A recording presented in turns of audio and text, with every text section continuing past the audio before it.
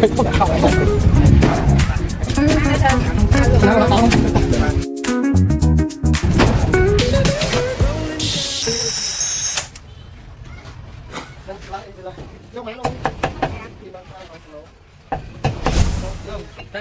cái thằng cái chơi à, chỉ lo đâu, mua vào cái cái thằng tôi muốn đây, chấm phải Bây giờ ông bán đi.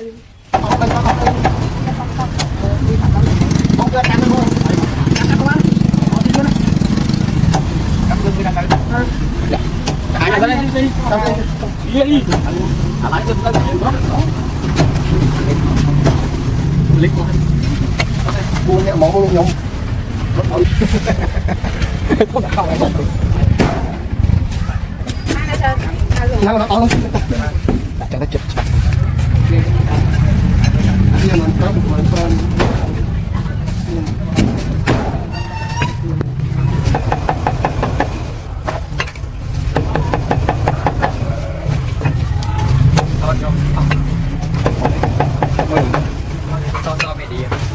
Sao xong đi?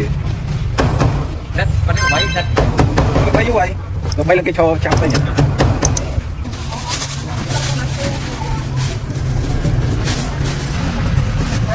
Mình cho đi nghe cho đi mà đi mà có một cái quan đấy mà đi vào cô rồi khoan mình đó mà một copy thôi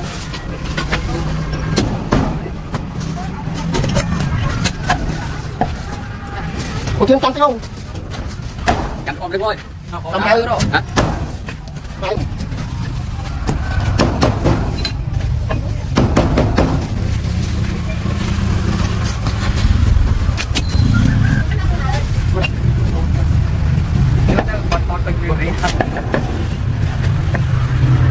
Mày cho này ăn cái con để phải ăn không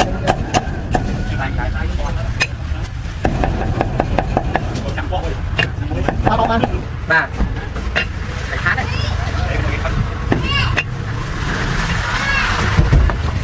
một chương coffee chương một cảm ơn bốn kia một cái chương cảm ơn